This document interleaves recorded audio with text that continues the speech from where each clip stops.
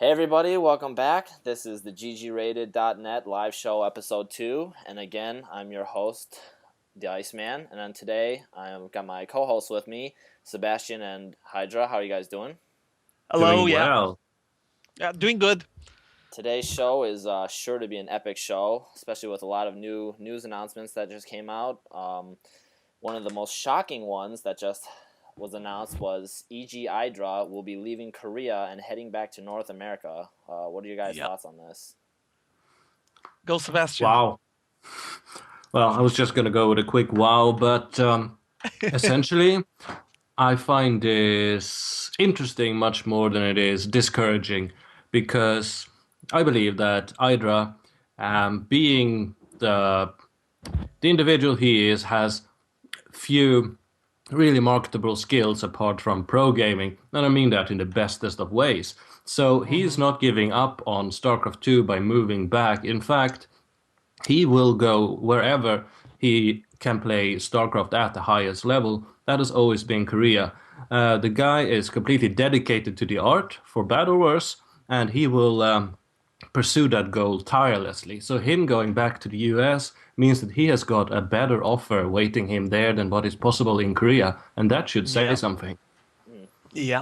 I agree. But for me, just there's a plan behind all of this. As you guys know, we just been discussing this very briefly. There's those rumors around what In Control is planning. I mean, they're from the same team, from Evil Geniuses, and also there's another factor that might be interesting to add in is that I think that Idra playing North American events, tournaments, and even showing up on Europe for some events, at least the bigger ones, he will probably profit more econ-wise, economically, Yeah, than the more amount winnings of possible. prices. Yeah, that then the amount of prices he's going to be able to gather only playing on in Korea and the GSL. He's going to have more chances.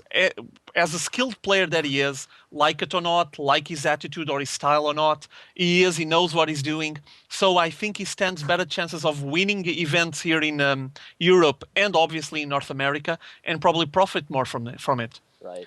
I know he talked about this a little bit before, where he wanted to attend DreamHack, and Mm-hmm. he talked with GSL, and they told him that, oh yeah, sure, no problem, we'll schedule the matches around the DreamHack so you can make it to DreamHack, because he wanted to attend there, and he thought his chances were pretty good. Yeah. And then GOM TV just ended up screwing him in the end. I guess they didn't set the matches timing correctly, so I mean, he didn't get a chance to go there. I'm not saying that this is like the full reason, but obviously he's going to get more freedom once he moves back to North America. He's going to have a lot larger scope of which tournaments he can attend, and I obviously think this has something to do with In Control's secret announcement that is going to be Yeah. released soon. The NASL.TV, the North American Starcraft League, which is just Yeah. a rumor so far, but Mm-hmm. it's something to go on. But yeah, definitely something there, Mm-hmm. probably There's most likely coming. As you guys know, that was like a really small rumor based on fairly simple commentaries that In Control did a while ago, and now it's growing out of proportions because now there's a website for that for the NASL.TV. If you go there, it has a counter counting the time. I think it's 5 days and some 4 hours, hours. 4 days, 16 hours, 57 minutes, and Yeah, 23 seconds. Yeah, yeah, and it's then got a and then counter.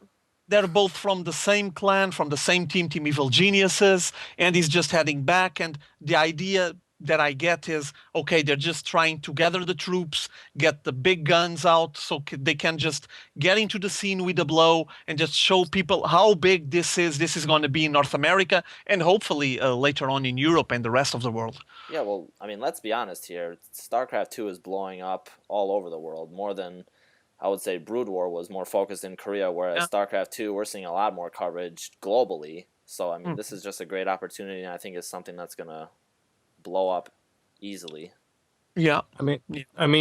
I would say that the real news here is not that Idra is leaving Korea. It is what is going to happen in most probably California Mm. in 4 or 5 days, because Jeff Robinson In Control, who went to Korea to partake in the qualifying tournaments of the previous GSL, didn't make it, but he's still a very good Protoss. And I've Yeah. talked to him several times before. We even had a bit of a collaboration thing back in the last days of Brood War. He is very business minded. He is very skilled at StarCraft, but even more skilled at making the best out of opportunities that he has. And he has definite ideas of taking StarCraft 2 pro gaming to a different level. I tried to reach him for an interview today. Didn't quite manage so, but we'll have one shortly, I think. What In Control has to say will be much bigger than the fact that Idra is going back. Yeah. Intel is behind Evil Geniuses. Yeah, They have lots of lots money. of money. That's Yeah. one big time sponsor. Yeah. Yeah. Yeah. I That's mean, true. and just look at Blizzard's support of StarCraft 2 tournaments so far. So I mean, I I really don't see this not being profitable and business-like. So I'm sure it's a Yeah. good move in the long run. Yeah. We just Okay. have to wait So, till it pans out. Sebastian, just tell me one thing. Do you think that In Control might be planning a position for himself where he's just managing the organization and the deal? Because you just told that he has that mind. It's very econ oriented. He's just trying to organize things. Can you picture him as a manager just being behind this event, this NASL event, and organize stuff instead of playing and show up as a pro gamer? Well, I can tell for certain that In Control is a late game player in all senses of the word. I can Yeah. definitely see him taking on a much larger role that will be, uh, well, where he will have a lot more capacity and potential to really enforce a new evolution of StarCraft 2. He is a very good player, but I think it's safe to say that there are better players out there. In Control is very, very competitive. He used to be a heavyweight lifter because he can't go to the gym without trying to be the best. That's why he's so enormously huge. And Yeah. I'm sure he will always want to be playing StarCraft, but I think he has realized that his talents might be better suited for being the sort of perfect middle man, the link Yeah. between the Yeah. corporate capital who wants in on esports and the actual hardcore community. If they can meet, that person can be very rich. It can also be the one who's driving esports into something that won't be prostituted and turn into shit, Yeah. but Yeah. actually develop into something good. In Control Yeah. will Yeah. be a manager, a boss man, a shot caller, He's definitely more one of than he those will be people a that pro gamer. you want to Yeah. have at the helm of these kind of organizations. He's a go-getter. He's somebody that can lead, take the charge and stuff. So, I mean, I really... Well, Oh yeah.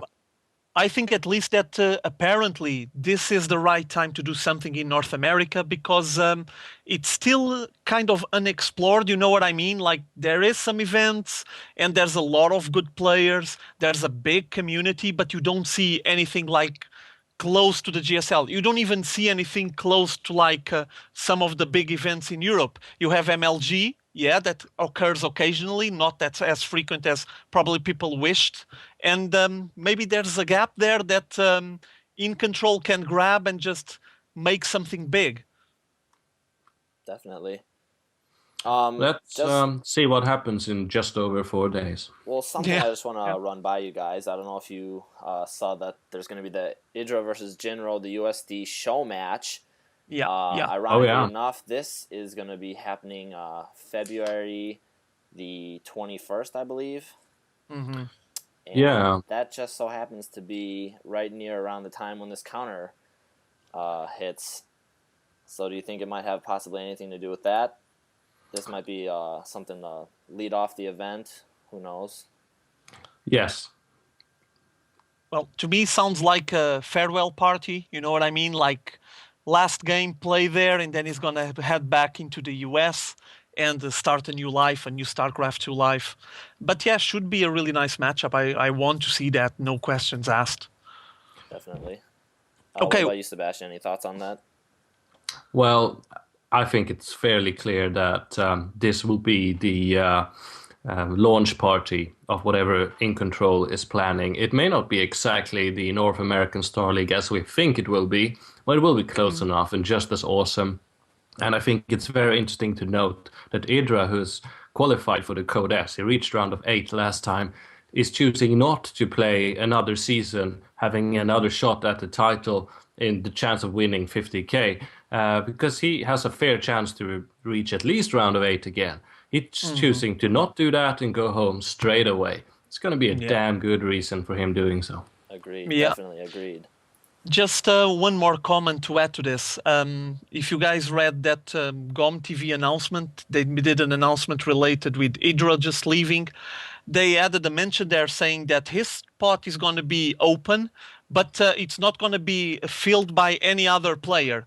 Whoever gets selected to play against him on the GSL will just get a bye.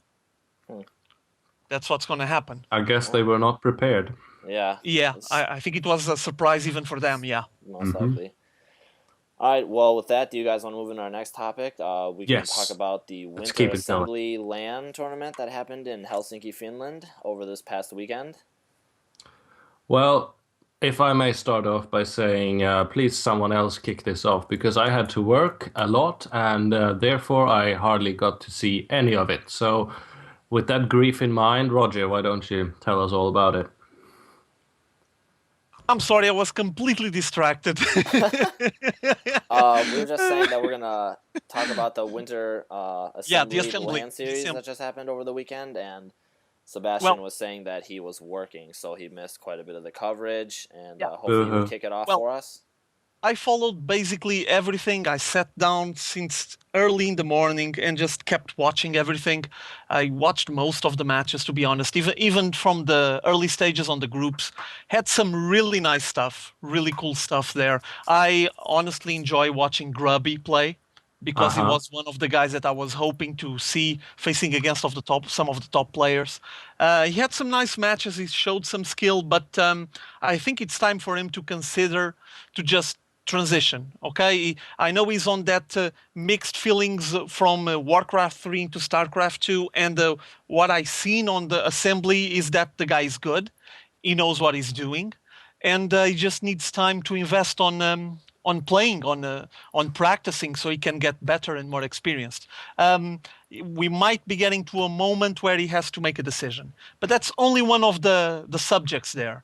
Another thing I would like to comment on is, I'm not sure if any of you guys followed that or checked any of the threads. There were several streams for us to follow the Assembly, and well, at times it was a bit complicated to follow the events because there was several technical problems, and on some occasions, well, the service wasn't the best. Let's put it this way. Yeah. And what little coverage I did get, I missed quite a bit of the matches as well, but there was a lot of streaming issues, I know for sure. I mean, sound was not coming through, video was not coming through. Yeah. A lot of problems with the admins. The casters couldn't get into matches. I mean, I would like to mention a couple of things that are related with me that I cast matches as well. First of all, there was some issues with the casting, but they're understandable to a certain level, because those guys were casting like 12 hours in a row, of course with some breaks, but they were sitting there trying to pick up games to cast. And I can imagine myself after casting like 10 hours, I'm probably going to start messing up things. But what that ended making me do was I just changed the stream. I ended up finding myself watching the German stream from Kaldor, and I don't understand a single word of German. But the video quality is good. The video quality was good. The guy had some emotion. He had some... he created some tension, and he was really thrilled on casting those games. And as you might imagine, he was basically on his own doing the casting instead of being a casting duo, though he had another guy helping him out, picking up some matches, and he did the same 12 hours as the other guys. So maybe it's something like physically and mentally he was more apt, more fit to do that thing.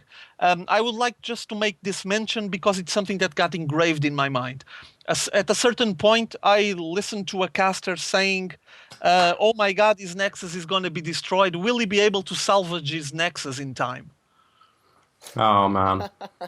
Okay, basically he was probably quite tired, mentally tired, because I know his knowledge is far beyond that. But it's just a sign that maybe they needed more casting teams, or balance things in a different way. Because, well, like I mentioned before, I'm not blaming anyone because I can imagine myself on that position casting 12 hours in a row.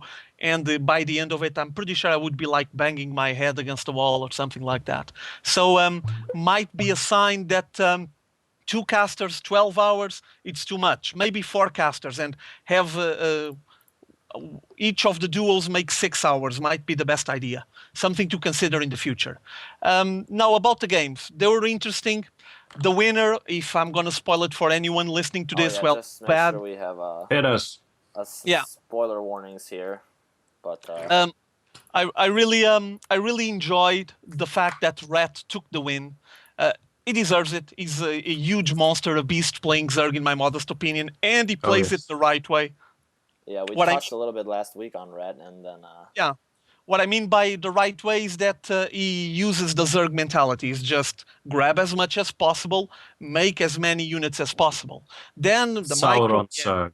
Yeah, it's all there. He has the micro, he has the knowledge, he has everything, but his mentality is just let me get as much as possible. Sometimes he ends up getting too greedy and pays for it, obviously, but the style is there. That's the Zerg style. And I really like to see him playing and winning and taking the final victory on the tournament.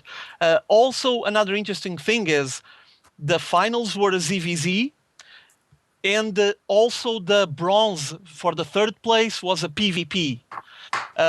Not sure if it's a sign of the times, if it's something related with the fact that people are adapting, but I recall a lot of TVTs early on the early stages of StarCraft too. So something is changing. And in my opinion, for the good, I mean, I don't want to watch 5 TVTs in a row.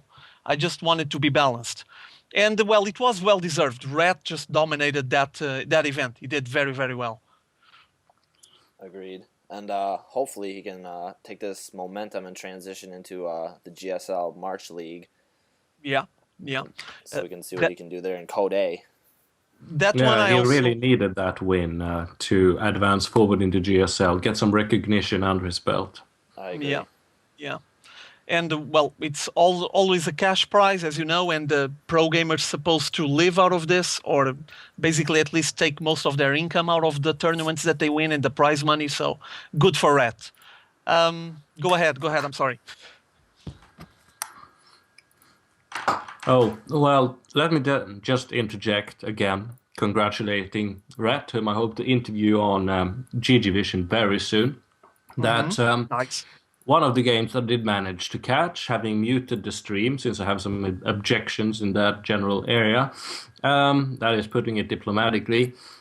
I did watch TLO versus Morrow on Lost Temple.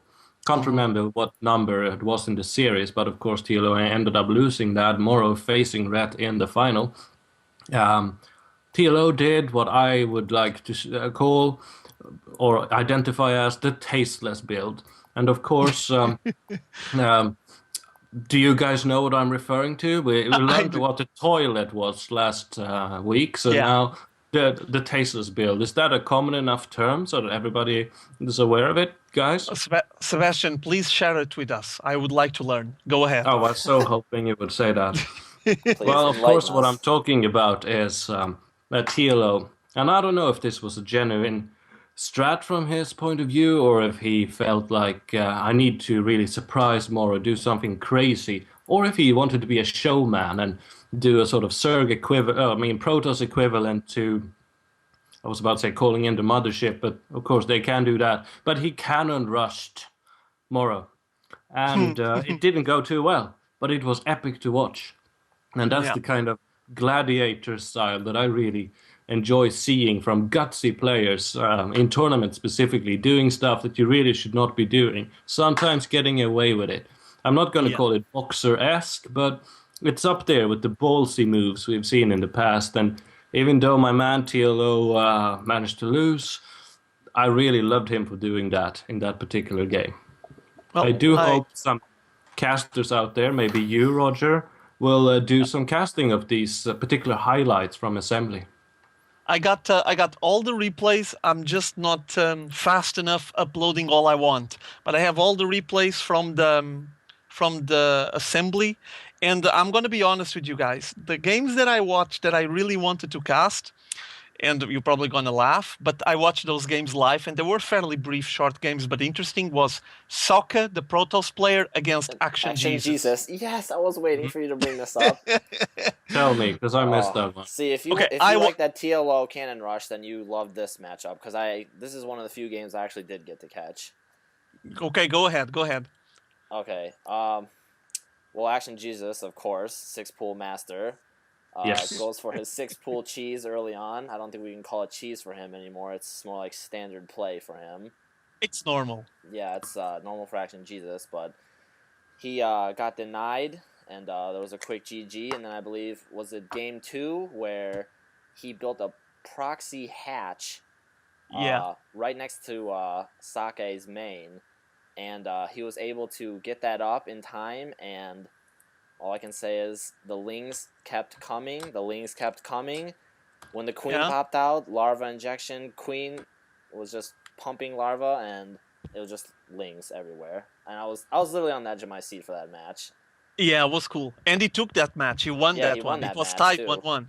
Yeah, then on the third match, he decided to take things seriously. Like, okay, I'm going to take this seriously against Sokka. I actually have a chance. Let's see how far I can get. And he committed himself to a more standard kind of playing with a longer game, a bit of macro, and well, things ended up tipping on the favor of Sokka, and they lost 2-1. Yeah, but still, it was interesting. It was interesting to watch. I believe they were cross positions on Shakur's plateau, so I mean there was no chance for any rush. Yeah. But he went straight.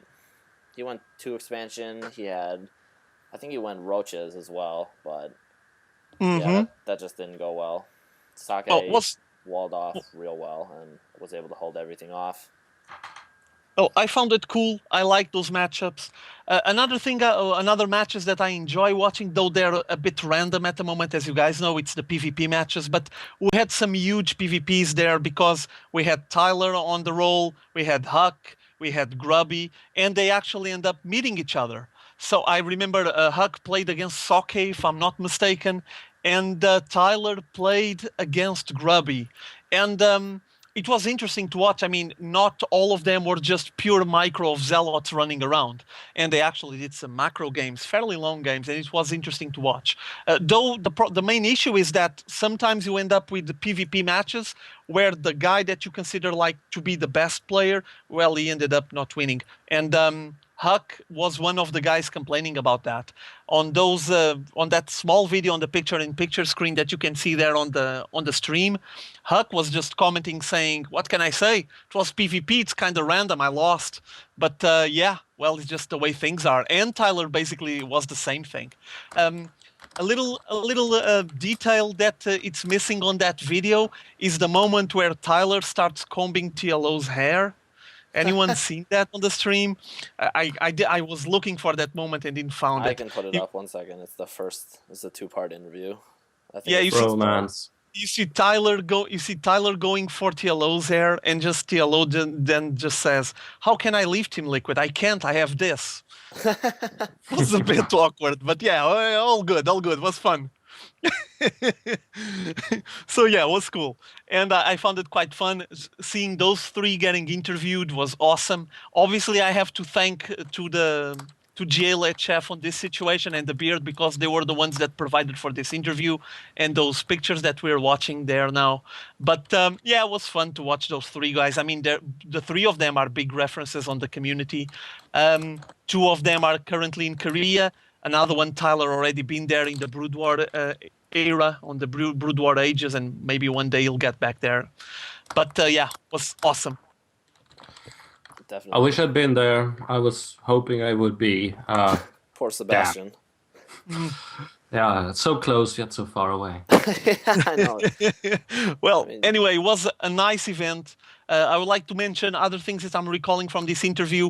They commented saying that it was much more interesting, this one, or at least the organization and the way things were arranged on the tournament area was quite better than on DreamHack. They felt more comfortable. Things were good. Look at them combing their hair. Oh my God, seriously, look at that. I don't even know what to say. I'm pretty sure there's going to be GIFs from that pretty soon on some avatars around some forums and all over the internet. It's just impossible not to make a GIF out of that little bit where you see Huck and Tyler just taking care of TLO's hair. It's just a bit bromance, like man love. It's a bit awkward. But yeah, okay. Never mind that. Moving along. It was. Go ahead, Sebastian. I'm sorry. Oh no, I'm sorry for interjecting you. I just like to share with you guys and all the 5 viewers that are watching that at DreamHack there was no combing of hair going around. Just wasn't that kind of an atmosphere. And indeed, the organization was far from optimal. The pro gamer area was, well, as cozy as Chechnya. But on the other hand, we did see Huck get himself completely hammered and do bad things in snow that is considered illegal in Sweden. But it was still a bit of an after party anyhow. But I'm sure Assembly was a better event in many ways. That's the general consensus overall. And it's looking well for 2011 that these kind of events come. And that even though the prize money was a bit on the low side, managed to attract so much international talent. I mean, the QXC even qualified for the Team Liquid Star League while at Assembly using someone's computer. It's a good event. A truly international event. Speaking of a QXC, I don't know if you guys noticed that. I actually forgot to grab that little bit of that interview. The same team, the GLHF and the Beard, also interviewed QXC, and he made an interesting comment.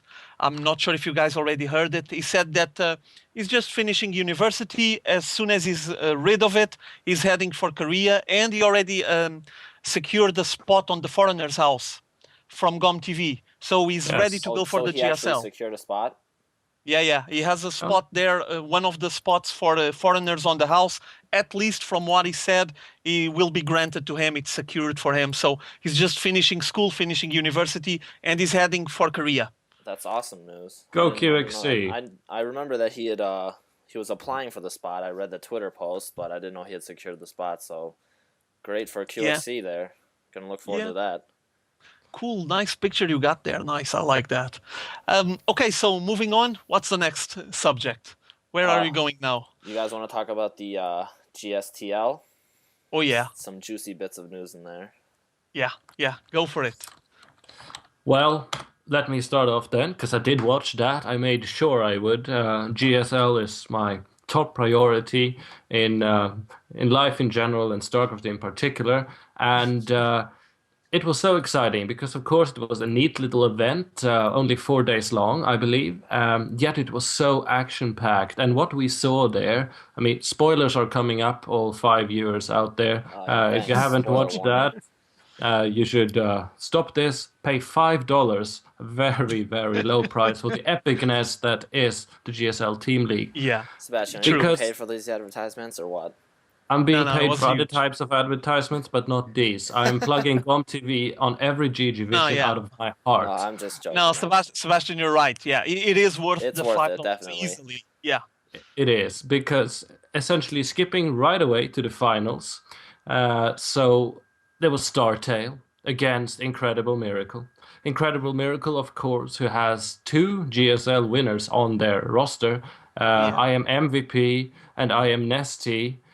And other awesome players as well. They were pitted against StarTale, who does not have the same caliber of players. I mean, they have Julysurg, they have, I'm forgetting some names, but they do have Squirtle, which you can see on the image there. He's a fearsome Brotos, sure, but before the Team League, I would not have counted him as someone who could, here comes the spoiler, defeat MVP, many others, and claim the victory for StarTale and give us probably the most epic game ever seen in StarCraft 2 yet. I'm talking about the 30-minute plus game on Terminus Re, where 2 motherships were deployed. Booyah! Over to you. We got some footage of that. I think that Iceman has some footage of it there kept. We're just presenting the about it, players. huh? As you can see, there is Squirtle against MVP starting the match exactly on Terminus RE. Yeah, Yes. but I Just think that's thoughts one of the about that. benefits of the team league format. I mean, we're gonna Mhm. see more play from people we're not used to seeing who possibly didn't qualify for GSL. And I don't know. For some reason I really like this format. It seemed more intense, more exciting. There was more at stake since both teams were there. They can see each other. I know there was plenty of ceremonies and trash talking going on.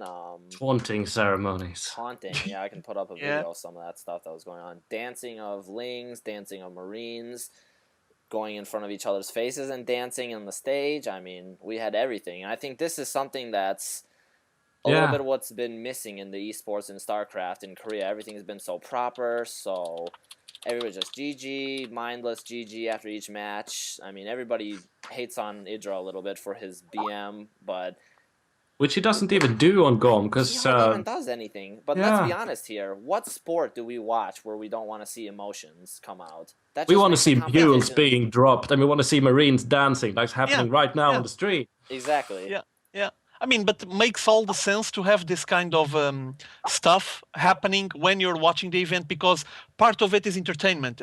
I mean, it There we is a go, sport. dancing Marines. Yeah, Sorry, Idra.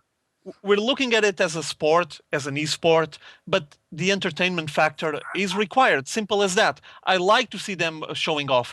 I don't know if any of you guys recall Firebat Hero from Brood War. We miss some of those guys. It's simple as that. Look at him. Want to see him just having a bit of a show off and just teasing his opponent. I mean, makes all the sense, especially for the viewers that just gonna have a laugh and enjoy themselves while watching this.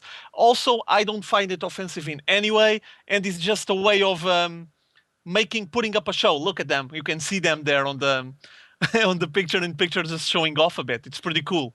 And the biggest example I can recall, like I was mentioning, is Firebat Hero. The guy was huge doing this kind of stuff.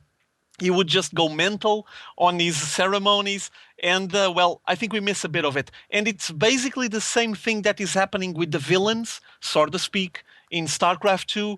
Which villains do you have? I mean, you can have like what? Idra? That's it. He's the villain. He's the guy that has haters, but even the haters sit down to watch him because they want to bash him if he loses. And if he wins, people will be going, oh, he was just lucky or things didn't went exactly as they were supposed to be. But people still sit down to watch it. And from what I can recall right now, he's the single villain that StarCraft 2 has currently. I mean, a couple more wouldn't hurt. So hopefully the game will get into a moment where you actually have the sport, but you also have that entertainment factor. I don't want StarCraft 2 to get close to anything related with wrestling. That's not what I'm mentioning or trying to imply. I just want people to have emotions and show them, you know? Like, actually get out of that sound booth and say something, or I don't know, make a backflip, something. You're happy, you're just having fun. Or throw all your clothes off, run into the sea, and do a dance like Firebird Hero did after defeating Savior at some point. Oh, that was beautiful. Yeah. But yes, the beauty of this, and this is of course the old Pro League format coming back from StarCraft Brood War, but in the new, nice, a bit more casual yet very skilled GOM TV adaptation. What we will see is legends being born. I mean, I saw Squirtle in, was it GSL January? I think so. And he was on Coda, if I'm not mistaken. yeah, and I mean, I would have forgotten about him immediately if someone did not remind me. And it was nothing special about his play. Now he got a chance to showcase his skill, more than one game, and he got an arena where he could grow. And apparently, he kicks solid ass. He is a legend that was born in this format, and that's what this format provides. We need this. It's epic. And we also saw the new maps being showcased, like Crevasse, which seems absolutely fantastic. Firebat Hero on the screen right now. That's there a he legend, is. people. Yep, I'm pulling up. I think I got the picture here where this might be what you guys were talking about, where he goes crazy. Yeah, I've used it on GG Visions in the past. There we have it. Yeah, look at him. Look at him. Close off. That's what we're aiming for. Hey, Because well, We had a Just little that. bit of that before. I mean, don't forget the OGS Xenio's backhand towards the Yeah, Kraken. yeah, The yeah. image of that But here, but that but was pretty what I nice. want to see, but what I want to see from Zenio is him getting up, getting off the booth, like just out of the booth, and just make, I don't know, just smash his head against Idra's door, like saying, "I'm gonna go in there and just bash you in," you know? Dude, that Just would be awesome. yeah, this one is just like a threatening gesture, just saying I'm gonna slap you or something like that. And it is good. It makes, at least for me, I found it fun. I'm not expecting Zenio to start actually slapping Idra, but it's just a reflection, a reaction to what he thinks of him and things that are from the past between both of them. Because I know that one of the comments that Zenio did after he had this gesture was that he was used to a lot of BM from Idra on the ladder, and he Yeah. was just repaying him like a payback. And that's something that you don't get only from watching Zenio doing that gesture. You need to actually know the story behind it. And all these little things, as you might imagine, add up to having arch rivals and huge battles and stuff like that that we need on a sport. Simple as that. I It agree. adds a bit of extra friction, and we need Yeah, it. yeah, yeah. I'm pretty sure a couple more villains at least will show up. I mean, Idra won't be alone for the rest of his life. And keep in mind that I'm mentioning villain in the best way possible, not saying that Idra is bad in any way or is going to start eating little babies and killing cute kittens. That's not the case. Just saying that his attitude while in game, while playing, it's a villain attitude. He tries to be aggressive the best he can and just try to oppose himself to everyone that stands on his way. And well, we need that. Simple.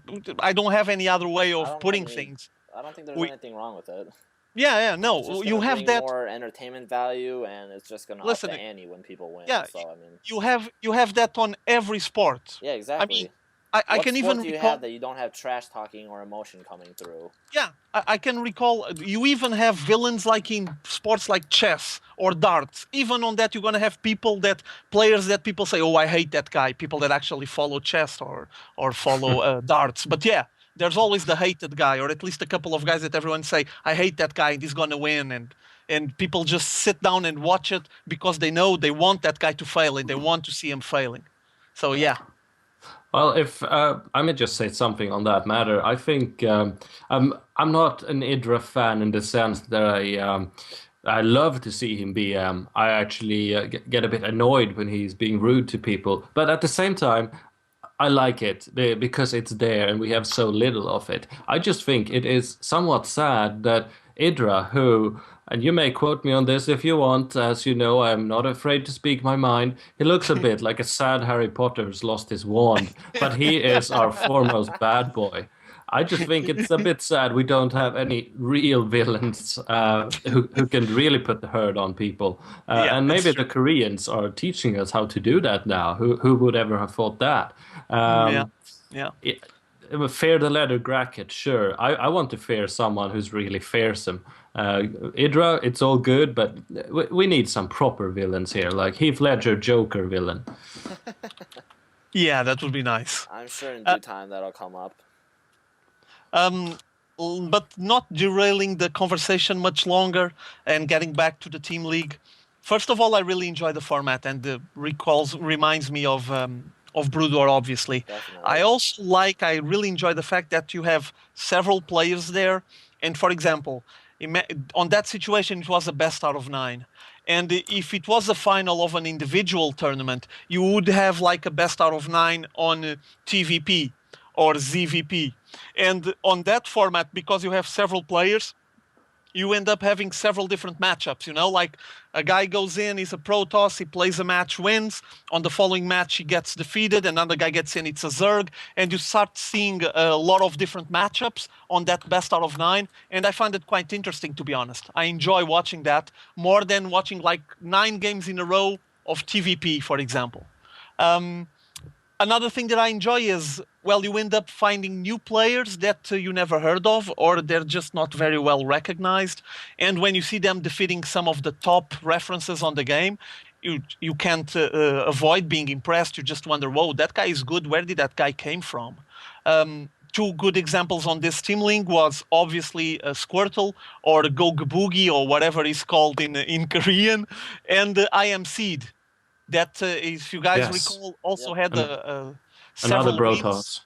Yeah, Had he some was quite crazy strong as well. builds Yeah, out there's of the guy. nowhere. Yeah, that guy was quite strong, and he shows some really interesting and different builds. Plenty of DT play. Also, he used some moves that you're not very used to see. Stuff like hallucinating units so they can show in front of your opponent, and your opponent just think, oh my god, he has that. And I That didn't was expect sexy. it. Yeah, he has that. I didn't expect for him to have that. And now what am I supposed to do? I'm going to have to do to change something on my build. I'm going to have to transition into some other kind of unit to counter that. A good example, if I'm not mistaken, he hallucinated an immortal. Am I Yeah. wrong? No, you're Yeah, correct. he did, and he showed it to his opponent, and well, the opponent just pulled back instantly and decided to go for a different build and try to rebuild his army according to the fact that he saw immortals. And it's a use of hallucinations that you don't see that often. Another thing that you don't see that often is actually having several hallucinated units on the front line of your army when you make the push. So your opponent focus the fire on them, and you can just divert the fire to those units while you actually do damage to your opponent. It's something that I'm pretty sure it requires some microing, some proper microing, and we end up not seeing that often. But probably Protoss will start heading that way, like having plenty of elucidated units For in some the middle of tanking your army. purposes. Some Like tanking units. yeah, like a simple example. Imagine hallucinating a Colossi and you just advance with the ball of units and you have the Colossi standing in the middle. It's obvious that your opponent will start trying to focus on the Colossus. Mm-hmm. And while he's trying to shoot the Colossus down, which is an hallucinated unit, all of your units are actually doing damage to his line. So yeah, you might end up having the advantage there. Just an example, and IMC showed us something, some of that ability, some of that strategies, and we might be seeing more of that in the future based on people that probably try to do some stuff similar to what IMC did.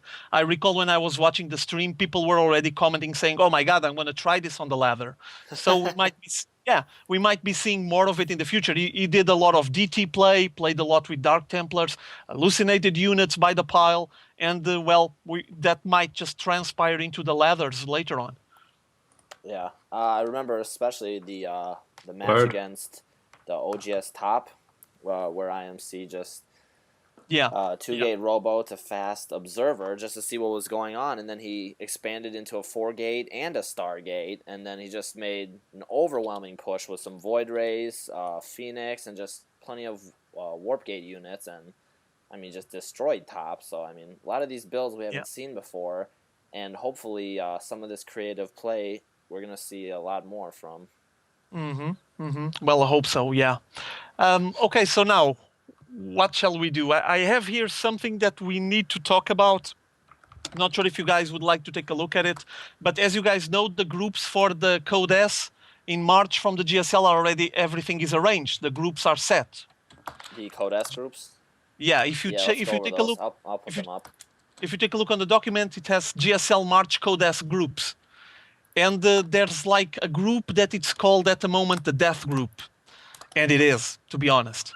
Tell me when you have it on. Let me just take a look at the stream because, yeah. So as you can see, that Group A, imagine you sitting there. MVP, July Zerg, OGSMC, and then Hyperdub, which is a good player, but I don't consider him on the same level as the other three. And imagine the fights, the battles that you're going to have between those guys. Well, this is going to be nothing less than fantastical, and I'd like to recommend to anyone watching, to check out my interview with Jinro that I did a little less than a week ago, where he talks in extreme detail about every player in every group in the Code S in the upcoming GSL March. It's very thorough from one who truly knows, but another interesting fact is that, as you pointed out here, Roger, MVP and MC is in the same group. There's July as well and Hyperdub. Yeah. Obviously, two people who will advance from that group. And it's likely, though by no means certain, that it will be MC and MVP. Correct. And if so, we hope. Though I wouldn't mind seeing July move on, because I will be a July fan until I die, the Zerg that I am. Yeah.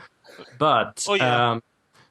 there is a rule saying that two players cannot meet again until the semifinals, or if it's the round of 4, but well late into the tournament. I cannot explain it because I suck at math, but the brackets are made so that if two players face off once, they will not face each other again until later in the tournament. So MC versus MVP may happen in round of 32, but they still may meet in the final, and that's a very promising fact.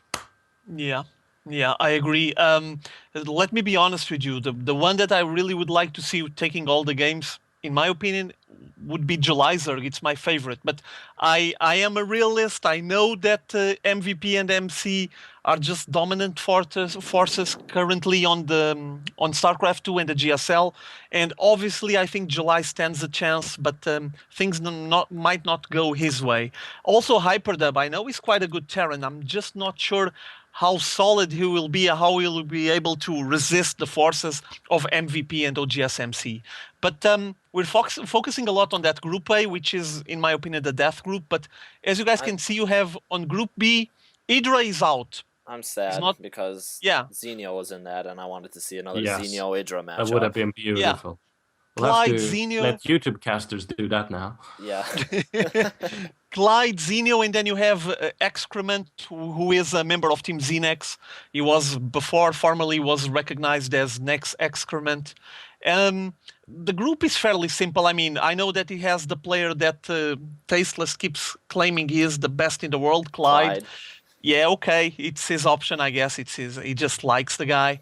Clyde. And Artosis both keep rooting yeah, for I him. guess. So, But from that group, from Group B, in my opinion, the leading force is Xenio, now that Idra is out, obviously. What you Yeah. guys think? I would It's definitely Clyde and agree there. Xenio, absolutely. Okay, Xenio's so proven his strength in previous matches before, so I mean, yeah, his Yeah. practice has not let up, so we can only expect him to be top of that group, Okay, especially now that Idra has dropped out. yeah. Yes. If you keep following a bit more on the Group C, you have Jinro, Pult Prime, Rainbow into the Rainbow from Startail, and Check Yeah. Prime. I can see, my opinion, Jinro leading the pack there. Jinro himself expressed that he was not uncomfortable in any way with his group. In his very polite and steady manner, he would never be but if he would have said that would stomp through the group. Yeah. Excellent. Yeah. Okay, what about the next one? The D. It's Group Nada. D, everybody's going The to be Tornado looking Terran. for Nada. Yeah. Nada, the best for Obviously. you, Hongan Prime, and OGS Top. Top is quite solid, in my modest opinion. Hongan Top Prime is is good. also, yeah. Didn't Hungan just squeeze in the up-down matches? Yes, he did. Yeah. And he made a got carrier in my rush opinion, that he got I a bit remember. lucky on that one. Okay, so which matchup would you guys, or which one will be the favorite matchup for you guys on this Group D? Like, for me, Nada versus Nada Top, versus maybe? Top. Yeah, same. And I think Top, he just might take it. But Nada, he has shown that he can really play StarCraft 2. But he does it in an old school way, whereas Top is up there in at the very least, like top 10, top 7, something like that, among StarCraft 2 Terrans in Korea. Nada, he's just a class of his own. It can go either way, but it will be about those two. Yeah. I think both might advance through the group, to be honest. Yeah, quite possible. Group E, Nesty, Sun Zenith, Boxer, and Ensnares. This is going to be an interesting group. Yeah, I think so. Nasty, for me, he has the lead on this group. But I really like OGS and Snare. Boxer, okay, yeah. But something tells me that Boxer is going to suffer from a mental disposition based on the fact that he already ended up second twice. And he's going to feel a bit down. What you guys think? Am I right, wrong? What you guys think? Do you have him confused with Marine King Prime? Oh, yeah, you're right. Marine It's King Slayer's Prime Boxer. is in Group H. This is Slayer's Boxer. Never mind, I I'm believe. sorry. Boxer was his early name. Yeah, my bad. Well, still, in my opinion, then Nesty and Boxer, indeed. And then Snare. I think this is going to be epic. It's going to be clash of some old school players here with some new school, I guess. Yeah, I guess. But Nasty, I would like to see the Nasty versus Boxer. Should be huge, just really, really powerful match. Pretty cool. Yeah. Haven't they met before? Or am I on crack? I don't remember In it, the to be honest. GSL. Don't I recall have it. to look this up. Boxer can played check it. against the high level Zerg in must have been the second season, probably. Yeah, it was Maybe. season 2. I mean, it's possible, no, that but might have been the. I just Well, don't have recollection of it. What I recall is Nasty playing against. At the time, he was called Boxer. It was Marine King Prime, Foxer, Yeah. Fake Boxer. Back then, his name was Boxer, hence the confusion, and that's why I was confusing it as well, especially because I shoutcasted a match with him today. And on season 2, if I'm not mistaken, the finals were It was Nasty, versus Boxer. Slayer. yeah, Not Slayer's Boxer, but Fake Marine Boxer. King Prime, yeah. Right. Back then he was called Boxer, and it was the moment he decided to change his name. And so I don't think that Slayer's Boxer faced Nasty. I need to check that. Obviously, I don't have that from the top of my mind. But still, go ahead. Yes, as I'm sure you were about to say, it would be epic to see them clash now. Nesty will take it, I'm fairly sure, though you can never count Boxer out. So it's going to stand between Boxer and Ensnare for the second win through the group. And San Senef, he might get a lucky shot, but the competition is just too good for him to advance. So it's either Boxer and Ensnare for win number 2, or advancement number 2. Quite possible. Okay, Should what we go about on the to next? Group F? Yeah. Choya for you, Lin, Banban Zenith, and OGS The Wind. My opinion, Choya and The Wind. But Yeah. I have some doubts related with The Wind because he's now a coach on OGS, which means that he helps other people a lot more than he actually sits down and practices. So not sure if it's going to be his spot for the second one. I know that Choya is quite a solid player, and not obviously diminishing anything on Lin or Banban Zenith, but I think that The Wind and Choya are a level above them. Yeah, I'm not too much of a fan of Bonbons, but I know the OGS The Wind. I was watching a live stream of Huck a while back, and OGS The Wind likes to come on sometimes, and he'll talk when Huck's on there. Yeah. And I believe OGS The Wind said that this would be his last GSL, depending on how far he makes it or how well he does in the tournament. So I'm really hoping he does well, because we don't want to see The Wind drop out so soon. But if that's the way he feels that he has to go, coaching possibly will be what he needs to do full time instead of playing and coaching. How do you guys feel about that? I feel that if you're in Codes, you'll play. Simple as that. Right, but he was saying depending on his success in this March. No, if he is kicked out, he will take the cushy job of coaching others. And I think the fact that he has that might make him a bit too comfortable, and might be that sort of thing that makes you not push that little extra that you need in order to win. And I think Lin, being an old Warcraft 3 pro, he's not yet up there. And he qualified through the Code A up and down matches with some effort. Truly, I watched it. He is hungry for victory, whereas The Wind maybe less so. I think we may see Lin prove us wrong here, though The Wind and Choya are favorites. But yeah, possible. We'll see. You never know. Okay, next group, it's SSKS, Sagisu, Seokisu, Tester, call it whatever you want. Any Pro Prime, Next Genius, and Fruit Dealer. Fairly powerful group here as well. For me, I would say Tester and Genius, Fruit Dealer maybe. But Fruit Dealer hasn't been on the same level he was on GSL Season 1. In my opinion, he has been on kind of a decline. So maybe Tester and Genius for me. I would tend to agree with you there. I really hope Tester does well this season. Yes, and Jinro actually, who I understand have studied Korean long before he went there, and is quite adept at the language.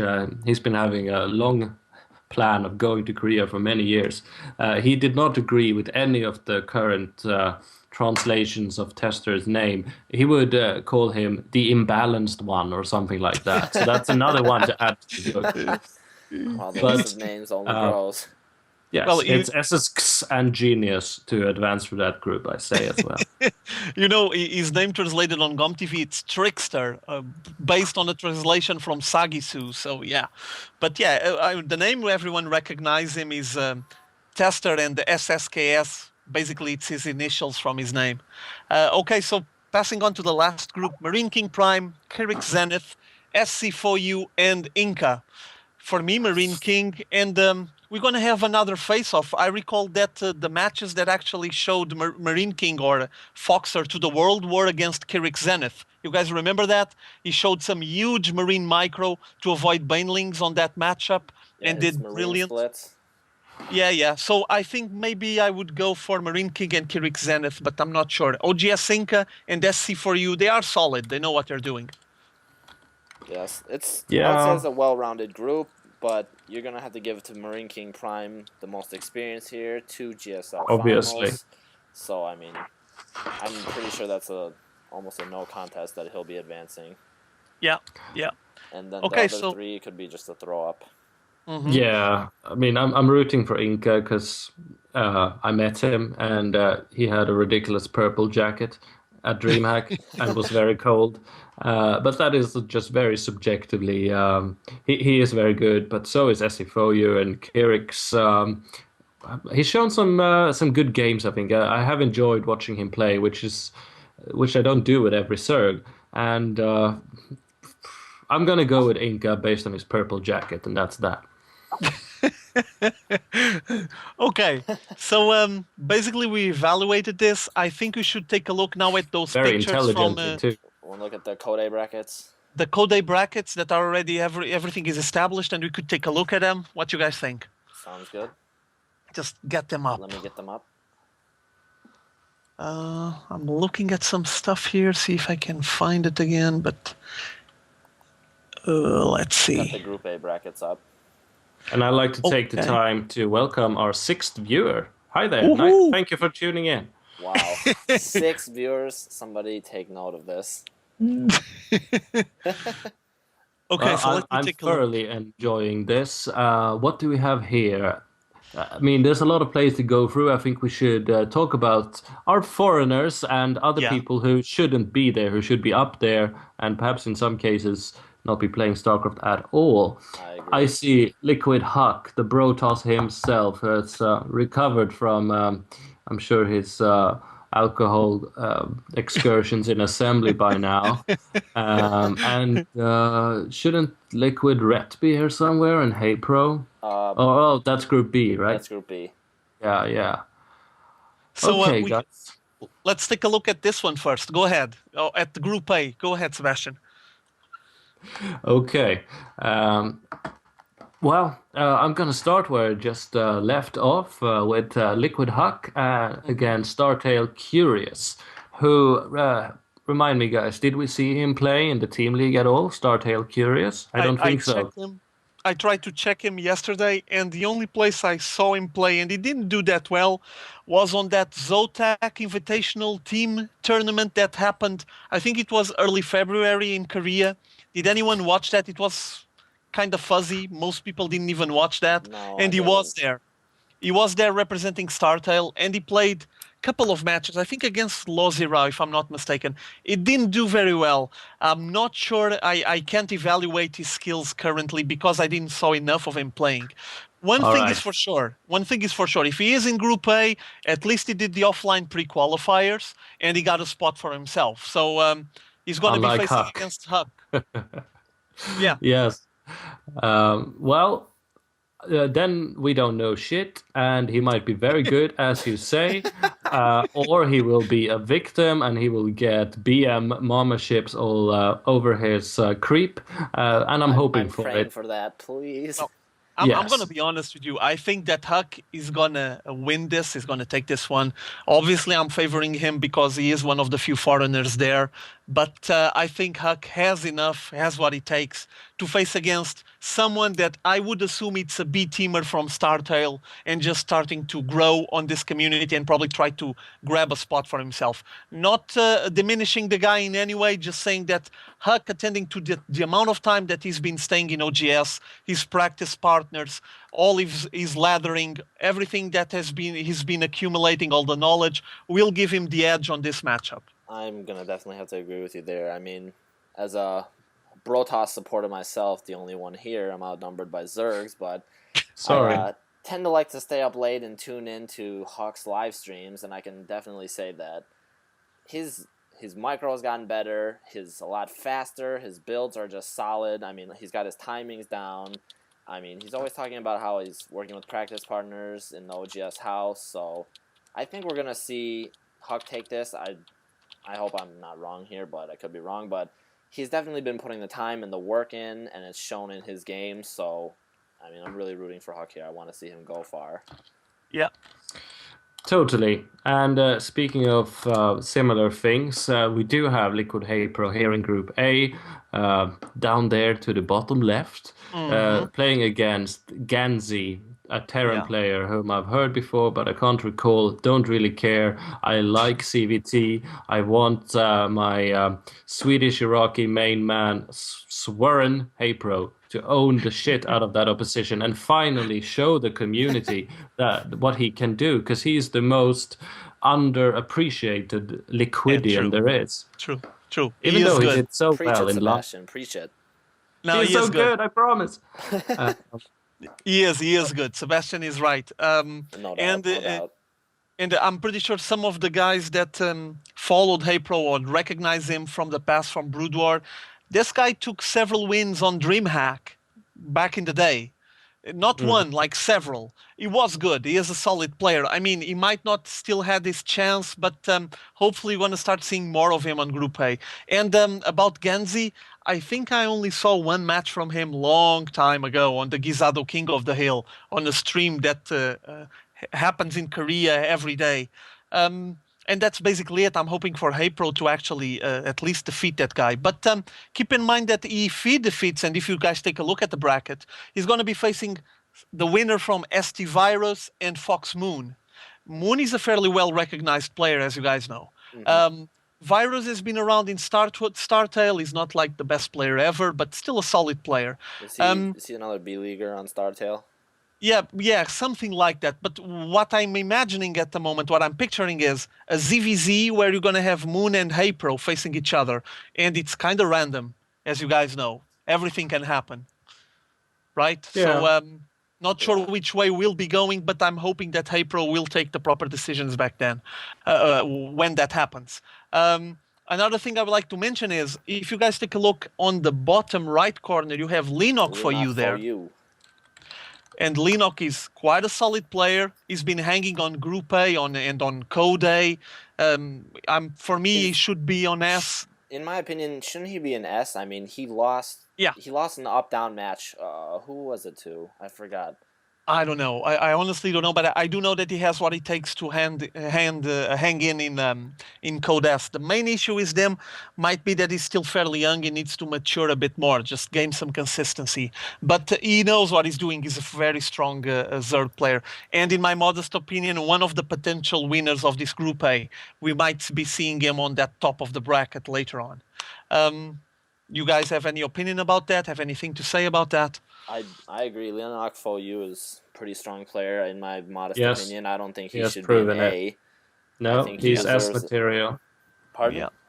He's S material. Yeah, I would definitely say he's S material. I think it was a close match, but somehow he just lost to some cheese or some like all-in build, and he wasn't expecting it in the up-down matches, and he just got bad luck. So hopefully we'll see him advance out of Code A soon enough. And I know he's a solid player. I watched plenty of replays from him, so hopefully he'll do well.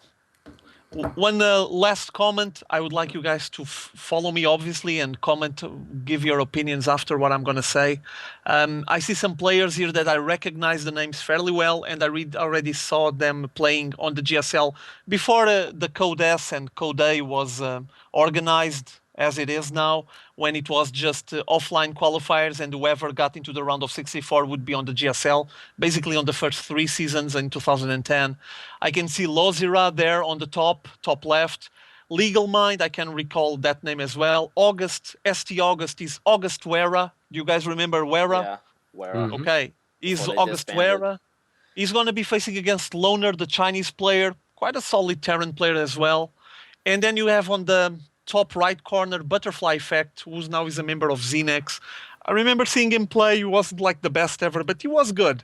So there is some players here that might stand in the way of our foreigners.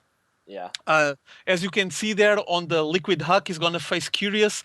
Let's suppose that he's just going to pass. He's probably going to be facing that Butterfly Effect guy, so TVP happening there. I don't know who TSL Posh is, or let me put it a different way. I saw him playing today for the first time. I add more information to that later on. But I can imagine Huck facing against Butterfly Effect there, and it's going to be a fairly close game. And then on the other side, Lozira facing against Loner or August Wera. It's going to be quite an interesting match as well. On the bottom, Moon against Heypro if they pass this first bracket. And then That would be something. Yeah, Koke and Ace, meh. Not, I don't recognize any of them, though I think I already seen Ace playing, but he's not like a reference on Protoss playing. And then you have Slayer's Yu-Gi-Oh, who even shows up on one of those videos on YouTube where Artosis is just getting trolled. So yeah, I don't know if you guys already seen that, but Yeah. you have Artosis basically saying to John, telling John, Yu-Gi-Oh, it's your favorite show, and John is just going, no, it isn't, and they just can't do anything about it, and Artosis just starts laughing and doesn't know what to say. And well, we have there Lenok for you, who, in my opinion, he might be the biggest powerhouse, the strongest player on all of this Group A. Agreed. Yeah, he is very good, better than most in Group A. Keep in mind, a lot of these players, I mean, everybody here qualified for Group A. Well, almost everybody, but I mean, if they're qualifying for Group A, there's definitely a reason they're qualifying. So I'm sure we're going to see plenty of exciting matches, regardless of if the name is as well known as others. Yeah, well, we still have Group B. Yeah, let me throw Group B up. Go for it. Let's take a look at it, see what's up there. Okay, do you have any foreigners here? Moonglade. Moonglade is there on the top. Liquid Rat is here on the bottom as well. And we got Squirtle. Look at him. Oh, yeah. He isn't the foreigner. Squirtle. Squirtle. Yeah. Okay, so Moonglade, everyone talks about him. He's probably the most solid player coming out of the SEA servers, and a very powerful Australian player. I'm pretty sure that he doesn't have the recognition that he deserves, at least until now, because I don't he's think basically people know about him. Yeah, he's basically on those C servers, and well, they don't get that much attention as other servers, North American, European, and so on. What you guys think? Yes, I know nothing about the scene there, but I know Moonglade is very hyped, and he was a very accomplished Night Elf. That's right? Night Elf in Warcraft 3. And, you know, any foreigner trying to make it into GSL, it's like a little Christmas present. You don't know exactly what you'll get, but maybe it's fantastic, and it's in an interesting wrapping. So against Senix Hujun, I remember seeing Hujun play, but I don't remember it, if you know what I mean. It wasn't that memorable. Yeah. But he didn't do anything memorable. Yeah. Right. Yes. So obviously Moonglade will have to be the subjective favorite, and that's just that. It's going to be cool seeing a Night Elf Zerg who's financed by some Australian esports company with lots of money, if I recall correctly, making it big there. It's going to be interesting. It won't be boring. Yeah, yeah. You also have there, as you guys can see, one player that already been on the top of the GSL, TSL Rain on the top left. I might be mistaken, I need to check that, but if I recall on the finals of the GSL 3, it was OGSMC against TSL Rain on the finals. And the guy now is just stuck here on Code. Bit awkward, bit strange. He's going to be facing against a Zerg player that I don't recognize. Yeah. I guess I'm going to have to investigate a bit more about him. But I do know that TSL Rain has what it takes. I mean, you can claim that when he actually got to the finals of the GSL and faced OGSMC, he might have some easier brackets, but still you have to get there, and he did. What else? Who else do I recognize from here? Well, Maka Prime. Everyone knows him. The guy is stuck on Code as well, as you can see. He's gonna face a player called MVP Dog. I don't recognize him. So we might be seeing something like Moonglade facing against TSL Rain if they do fairly well on their first brackets, which is going to be a pretty powerful game, a very interesting matchup there.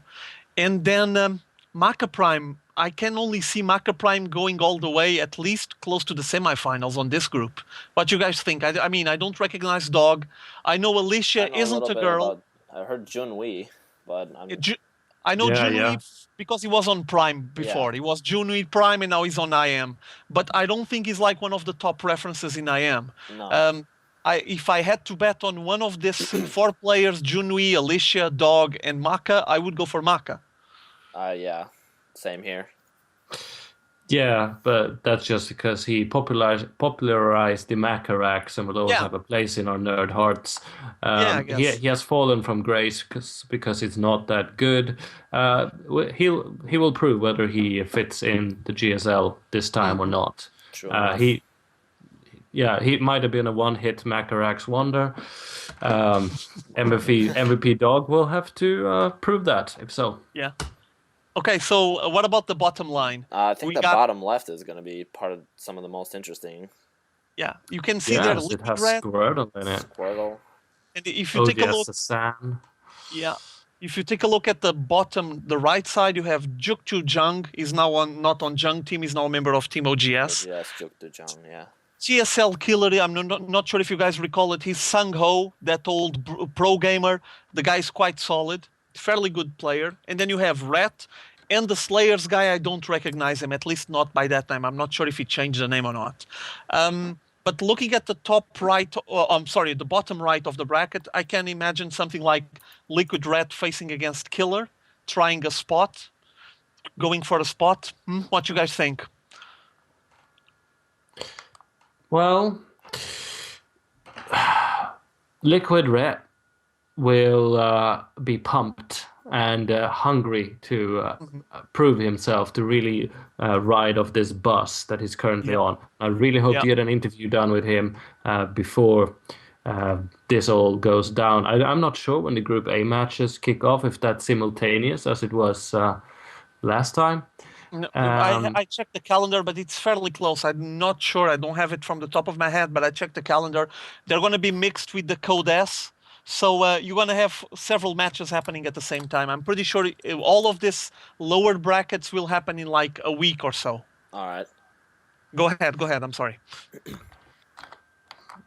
Well, I was saying something about how much Rhett is gonna really want to prove the fact that he is now a winner and that he has so much riding on himself. He's been to Korea before and he has not really reaffirmed his position. He's not really proven all the doubters wrong, or to himself that he really can do this. Assembly was just a pre-tease of what to him is much more than just winning some games and prize money. It's reaffirming a life decision that he is already committed to it, and it did not work for him. He had to return home in what you might call shame from the Brood War days. Now he's back again, and this for him will be his moment. It's not going to be one more GSL that he can sit out and wait to show his worth. It's now. It's and definitely if a turning point in his life right now. Yeah. It is. Make or break situation for him. Yes, and that's why he will win.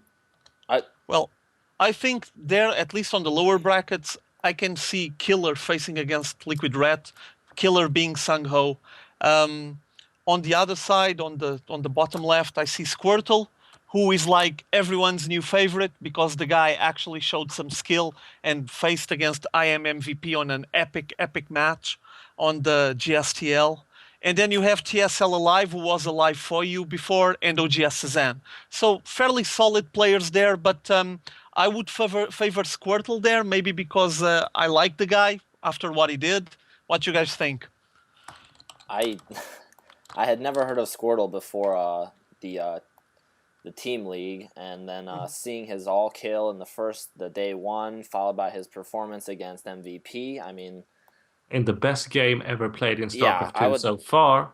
arguably probably Yeah. the best game. I mean, we saw motherships. Come on, let's be real here. Yeah, was Yeah. cool. Was cool. So, yeah, definitely. I think Squirtle, we're gonna see him go pretty darn far, and I mean, just unique play styles coming from him. Hopefully, what do you Well, guys? I recall him from the times I only recognize him as Go Boogie, or yeah. I recall when I listened to that name in Korean and I was just a bit messed up with it. But that was back in the days when the GSL started. He never did very well. He showed up on the round of 64, but that was basically it. Apparently now he's now a member of Team Startail. And he learned something, he evolved during this time. I mean, he faced several quality players, several good players on this team league, and he did his job. He did really well. And then that epic match against IM MVP just destroyed everything. Like, there was not a match comparable to that one before.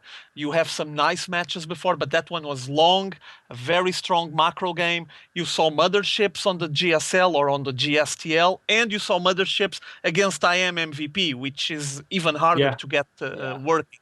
And it worked. He actually defeated. He starved IM MVP out of minerals. Basically, he just cornered them on that little corner close to his spawning point. And it was So yeah, I would like to see for the final to get the spot there. I would like to see Rat against Squirtle maybe, and I would That hope would be that would fantastic. be that a, would be a very Yeah. interesting matchup. I think that would be pretty epic, a really cool Yeah. matchup there. And just you brought up a little thing about the Squirrel versus IMVP match. I think that has a little bit in part to do with the new maps. I really hope we're going to see a lot more play out of the new maps in Yeah. the March season, because these new maps, as we touched on a little bit before last week, encourage quite a bit of macro play. And I mean, from that epic game that we witnessed, that's what I want. I want to see more of that. Yeah, Either Action Jesus style or these long macro games with unique play. Action Jesus.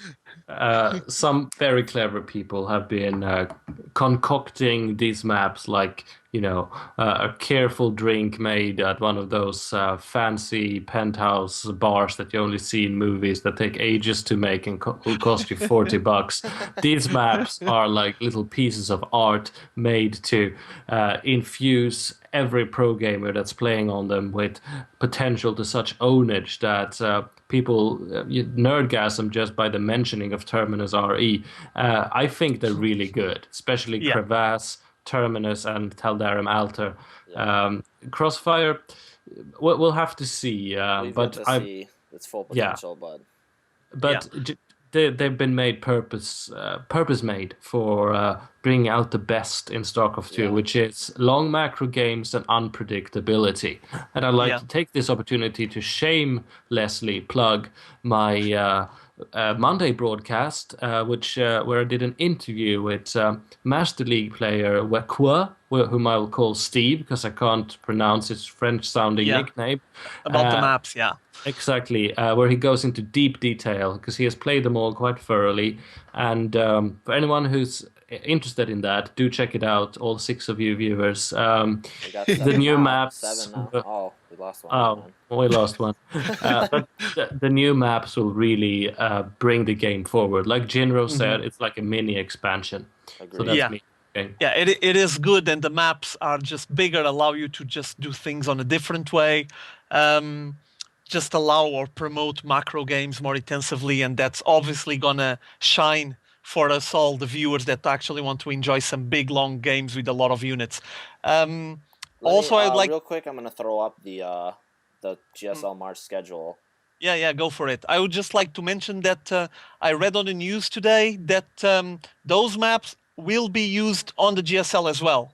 That's part of the plan. They will be part of the map pool, and obviously it's just a sign that things went well on the GSTL and everyone appreciated and enjoyed the maps, Right. or else it wouldn't happen. So hopefully now they get a lot more exposure that they're due. Yeah. But I think we're going to see a lot of positive things come out. Okay, so to wrap this up, what you guys want to say? I just have one thing that I would like to mention, but I'm not sure if you guys want to discuss any other subject. Well, I just want to point out that it's nice, though a bit strange maybe, of GomTV to provide a thorough list of the 20 richest players in the GSL based on their global winnings, not just the GSL winnings, but taken from things like DreamHack, MLG, SoTac Cups, whatever. So the players who are competing in the GSL, they're ranked by total amount of monies won, and there's a list up there on their site, and I'm sure we have it on screen right now, with Nesty up there with 100 sweet grand, Fruit Dealer with 94 driving his Hummer all the way to the bank, as Tasteless pointed out, and then we have MC, a huge drop, etc., etc. Our man Liquid Jinro at a humble yet promising 9th place with almost $20,000. Okay, wait, what I'm sorry, does Sebastian. This tell us, guys? Yes? Let me just interrupt. I can hardly see it now. There it is. Awesome. Sorry. I'm sorry. Go ahead, Sebastian. Go ahead. I could hardly see it. Well, I was just going to ask you guys, what do you think of the financial development we see in StarCraft 2? If this is anything to go by, what does this tell about the scene? Is it a lot of money or far from sufficient? I have one question for both of you, and it will be taking us back to the first subject we discussed when we start the stream today.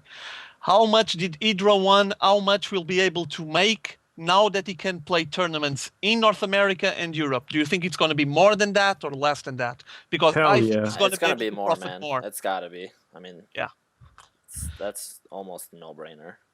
Yeah, I think he's going to profit more now that he's outside, and obviously profit more if the rumors are right about the connections with In Control, NA, SL TV.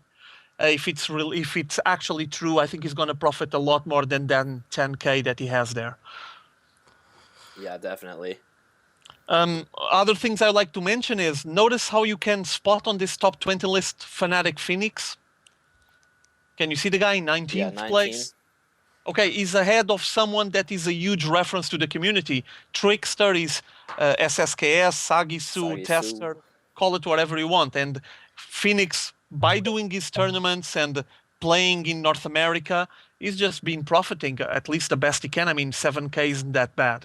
And then you have a bunch of Koreans on the top, but you do have some Europeans or at least foreigners on that list. As Jinro on 9th with almost 20K, pretty cool. Nama as well is here. Who else? Let me see. Loner is Chinese. And then you have Idra on 16th. So I would say that it's a sign that the GSL has been paying off, but only paying off for a few selected ones. There's a lot of people struggling there. What do you guys think? I agree. I mean, well, just look at the way their payout system is. You have to be in like the top. So, I mean, the cash distribution, as players have mentioned before, isn't as optimal as they would like it to be. Yeah. And the fact that you actually have Phoenix ahead of Tester, it's a sign. That just proves the point. Yeah, and keep in mind that Tester did some nice results, had some nice results on the previous GSLs, and still Phoenix playing his tournaments outside is doing a lot better. I recall Phoenix even went for a South American event that he won, and he probably had most of his profit coming out of there. But still, it's a tournament like any other, and he actually ended up in front of Tester, so yeah. And Mao's Nama, who won DreamHack, is up there on 10th place, just behind Jinro. Yeah, almost 15K, yeah. My Finnish brother up there in 10th. Exactly. Okay, so having discussed this, I would like to mention something that we mentioned just briefly before we started the stream. I'm not sure if you checked this as well, Sebastian, about the new confirmed caster for Code. Yes, I have now familiarized myself. Okay. There's a lot of people raging about it. There's a lot of people stressing about it. But Being I'm gonna sexist bastards about it. no, I'm going to give my opinion. I know there's a lot of people bashing the girl, saying, "Oh, the accent sucks and the English sucks, and she doesn't know a single thing about the game and all of that." Okay, I understand that perfectly, but I would like to give her a chance on GOM TV when she's working for GOM TV. Like, don't destroy her even before she actually sit on the chair and tries to make some casts on Code. If it sucks, it sucks. Okay, all good. But I would like to give her a chance. Let me mention that I already follow some of her casts. Usually she dual casts. She makes a cast with someone else. And it will depend a lot of who she's going to get on her side to balance the casting on GOM TV. Rumor has it might be Torch. Not sure how how good the chemistry will be, but I do know that I'm willing to give her a chance, even with all the bashing that it's Can I going just say on. something here? Yeah, go ahead.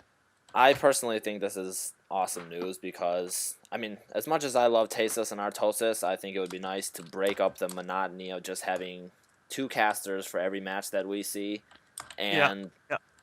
This is kind of depressing, the way you see the internet react to new casters, just instant bashing without seeing any results from what they can do so far. So, I mean, people just need to relax a little bit. But that's the internet. You're always going to get that. So, yeah, I'm looking forward to seeing what she can do. And with the rumor that ST Torch is going to be co-casting with her, I think that's excellent as well. Because I know we saw some, was it GSL Season 1 where he... there was when for a little bit of Tastosis went to BlizzCon. Yeah. I mean, he did an excellent job. Absolutely. So did Idra, actually. I remember watching some of those casts. Even I recall a Korean guy that had a perfectly fluent English, and he just admitted, he went there and said, I'm not feeling comfortable with this game. I don't know the game, but I'm going to try to make like a play-by-play cast. And he did just fine. The guy was good, getting backed up by Torch, and he was getting backed up by another Korean guy, if I'm not mistaken, and he did fine. I even enjoyed Idra doing the cast, a dual cast with another caster there. Worked fine. Yeah, so I'm not. I like Testosis, I like Tasteless and Artosis, but I'm not fundamentalist about it. And I do like to see other duos or other casters having a chance because it helps breaking the monotony. I know I already commented this with Sebastian and you, Iceman. I already mentioned that I don't like the man love, and the bromance. Sometimes they just go too far with it. They're just trying to stretch it too much because basically they don't have anything else to say. I mean, every day of their life doing cast, it gets to a point where you're just drained and you need to come up with something. Yeah. So I fully agree with you. Having a small break from that will be nice. And if it's Kelly Milkies, if it's the girl backed up by Torch or someone else, let's have it. Let's see if it's good or not. If it isn't good, I'll just say it sucks and we'll just move on. But for now, I'm willing to give her a chance. Give him a shot without bashing him first. You never know until you see him. Keep in mind that she's one of the few that actually has a voice and had the chance to do some casting on those C servers, the SEA servers, and there's not that many casters there, and she's probably trying to help out the community on that subject, and she probably likes what she's doing, I assume. I don't have any issues with accent or some problems, some difficulties in English, as long as it's understandable, so I'm willing to give her a shot, yeah.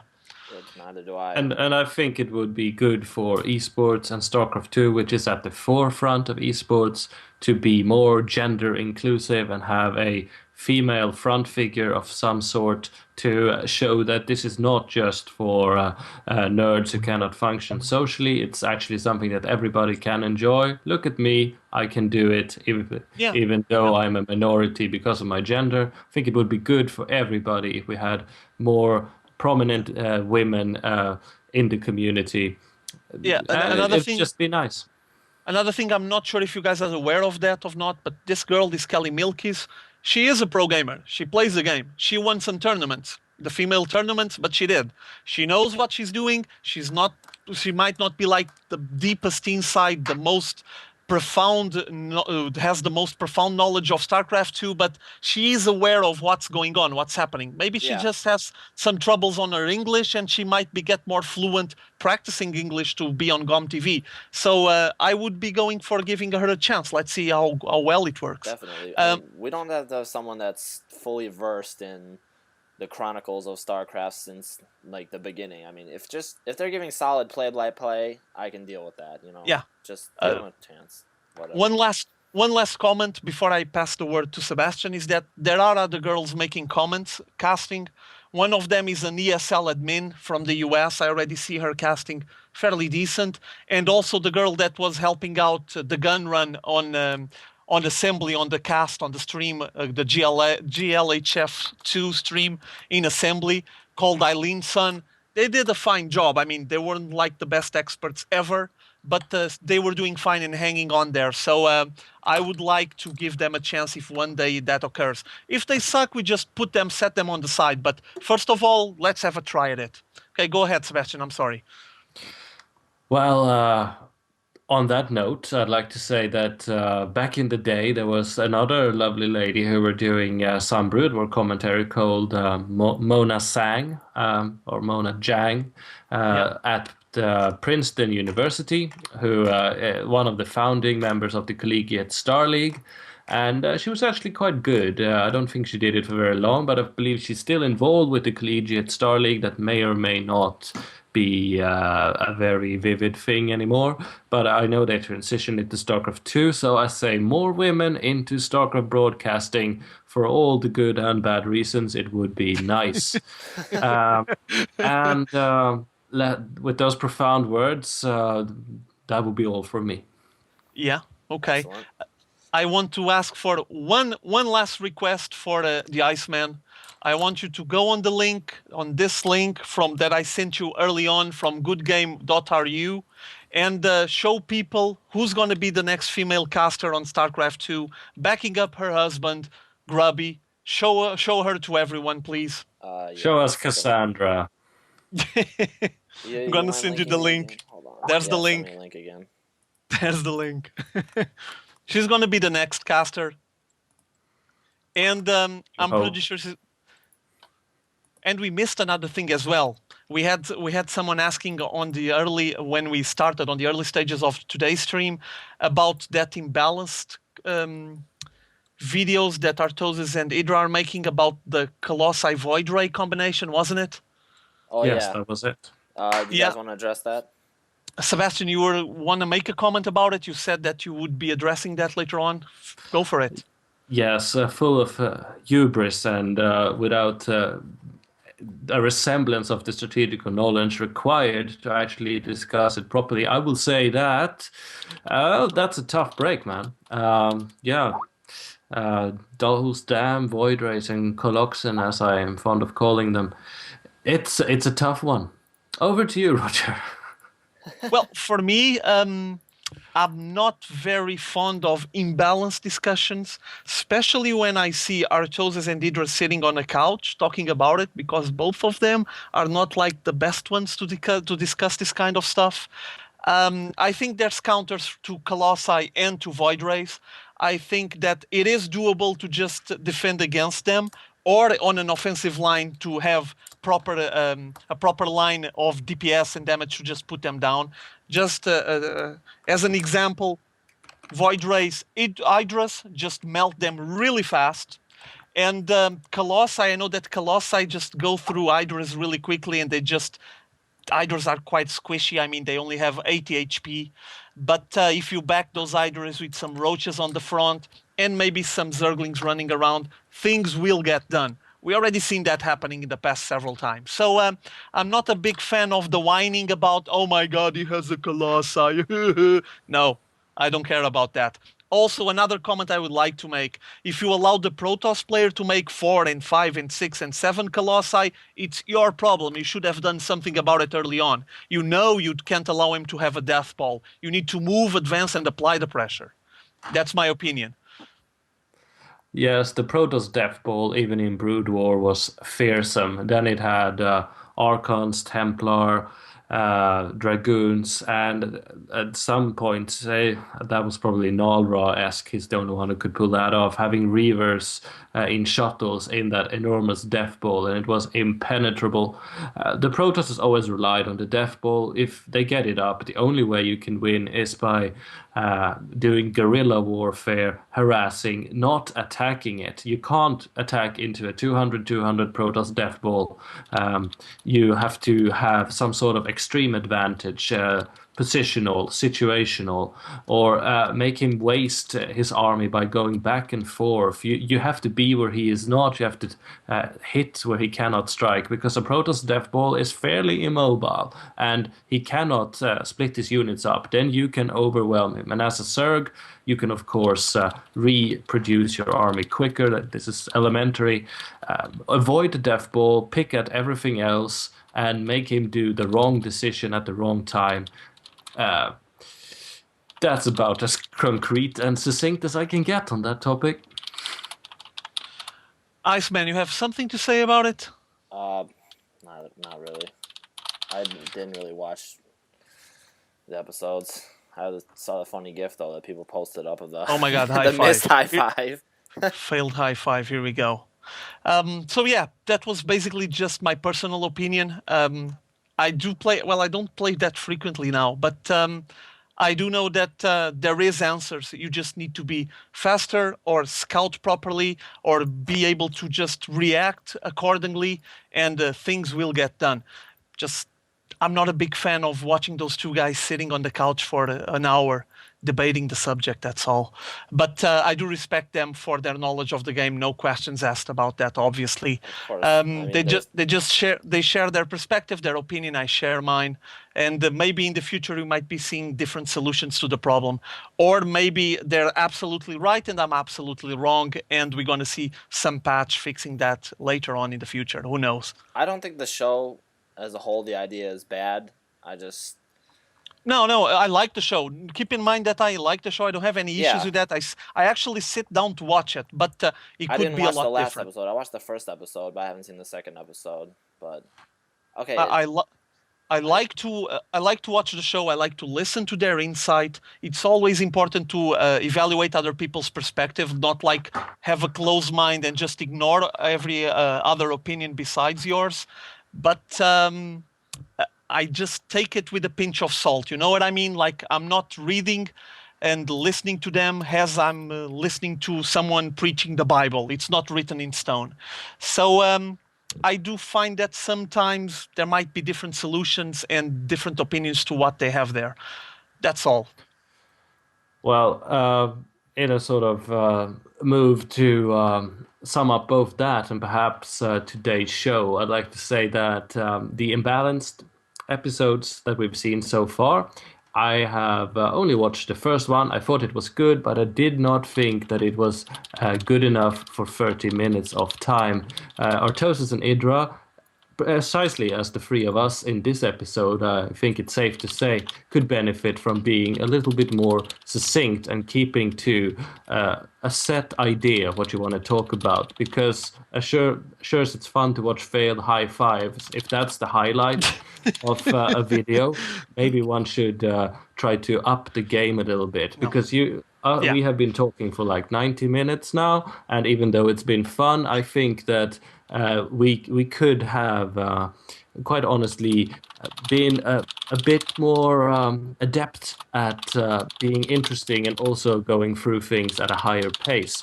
And that is what they should do. They should cut and edit their stuff a lot more, and they should keep themselves to a bit of a schedule and make a better show out of what is a very solid idea. I think the only thing that gives them is a bad name is that they're both Zerg players. I mean, the Artosis. If they got more pro gamer input from some other pro gamers, I don't think people would complain as much. That's probably the bottom line there. From what I know from Artosis, is now transitioning to Protoss and been playing Protoss as well. I'm going to just throw here a couple of ideas. You guys can tell me if you agree or not. Let's pretend that we're doing the imbalanced show. the three of us are sitting on a couch. Well, not You're me. I'm not a talking pro about- gamer, so Yeah, don't but listen to me. Yeah, but let's imagine this. Let's picture that we're doing the Imbalance show. We're sitting on a couch with the camera turned to us.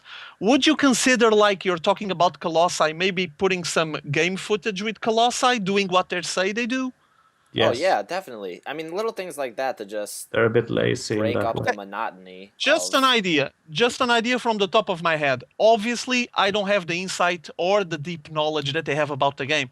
But maybe they're missing something on the creativity part. Maybe they're just a lot by the book.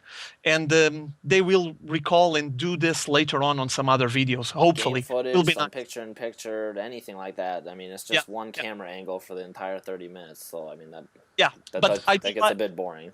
I do like them, and I think they're a big part of the community. They're important course. voices on the community, and for that, I appreciate the show. No questions asked.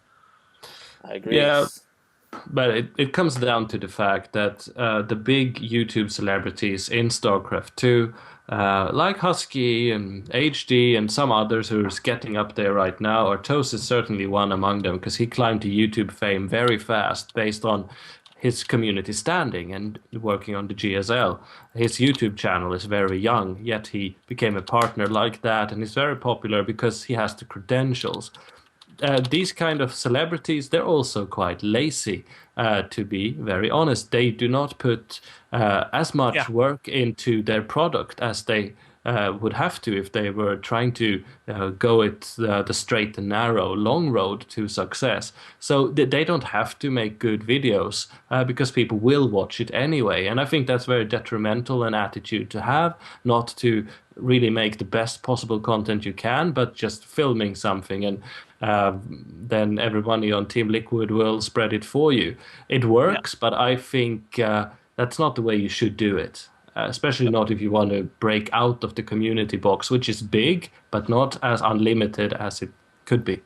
Yeah, agreed. Okay, right. so well, you guys let's wrap have it up. anything else you want to talk about before we wrap it up here? Or I think we covered just about everything. I think we've covered it. We're kind of done. And more will come for the next week, I guess. Yep. Plenty of news ahead of us, especially with that big announcement from In Control coming soon. I guess we're going to have plenty to talk about next week. Definitely. You guys have any shout outs as I'm putting up the I'll put up the screen with the links on it, but any shout outs you guys want to have as we close? I'm good, it's fine. Well, if so, on behalf of the three of us, I'd like to do a shout out to the 7 viewers we had until a second ago when someone just left. You. All the 6 of you who's been here this entire time, thank you for watching. As you can tell, the 3 of us do really love StarCraft and to talk about it.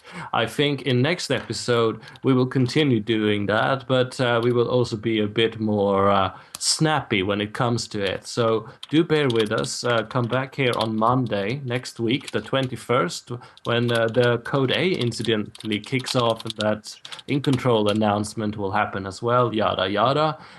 We will be bringing the good stuff next week. Do stay tuned, and thanks for watching. Yeah, definitely. And I just want to say thanks a lot to you guys for taking time out of your days. I know Hydra puts up a lot of good quality shoutcasts, and Sebastian, I always look forward to your GG vision and your interviews, so thanks a lot to you guys for the great quality and content you guys put up out there for everybody to view. And thanks a lot to our viewers, and we'll look forward to having you guys tune in next time. Until then, GG. Yeah, see you guys, have fun. GG.